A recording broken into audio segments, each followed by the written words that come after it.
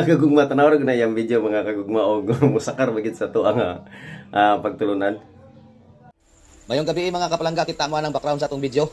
Salida na ni Noe. Muna nga kuhaan nato na og mensahe.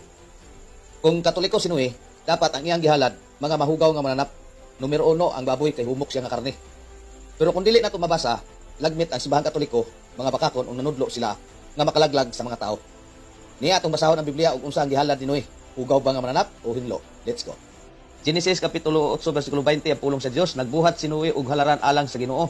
Unya mikuha siya og usa sa matang sa hinlo nga mananap, apil usab ang matang sa langgam nga hinlo o gisunog niya ini sa halaran ingon nga halad sa Ginoo. Okay mga kapalangga, klaro na kayo di ba? Ang atong nabasa diha sa balaang kasulatan nga si Noe iyang gihalad ang mga mahinlo nga mga mananap. Wala siya naghalad og karning baboy nga mga mahugaw nga mga mananap. So baka kung gidi ay ang simbahang Katoliko. Kay kung Katoliko pa si Noe, unta mga mahugaw unta nga mananap ang iyang gihalad. So butbut ang mga simbahang Katoliko wala sa kamaturan. Kagugma may buntag. Magkatawa ta sa iyang atake karon no. Nga matod pa niya, kung Katoliko pa si Noe, ngano man lagi nga hinlo man nga manap iyang gihalad di man hugaw. Malingaw jud ko nila ini no. Unsa ang pagka-Katoliko ni Noe nga pila naman to ka busy before Christ?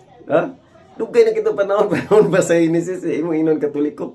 Dili gyud na siya Katoliko kay Katoliko kuno sa man nagsugod sa panahon ni Kristo kasi Ginoo sa Kristo mo may founder sa Katoliko. So di gyud Katoliko si Moses. Makakatawa ko ini mga igsoon na to no.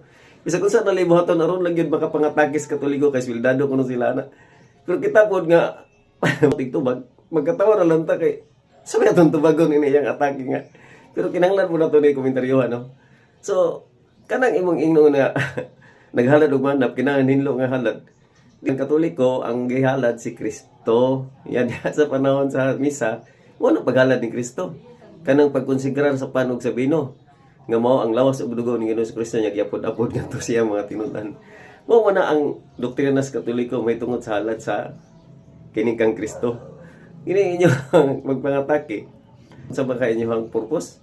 Ngano nga pataka na walang pangatake.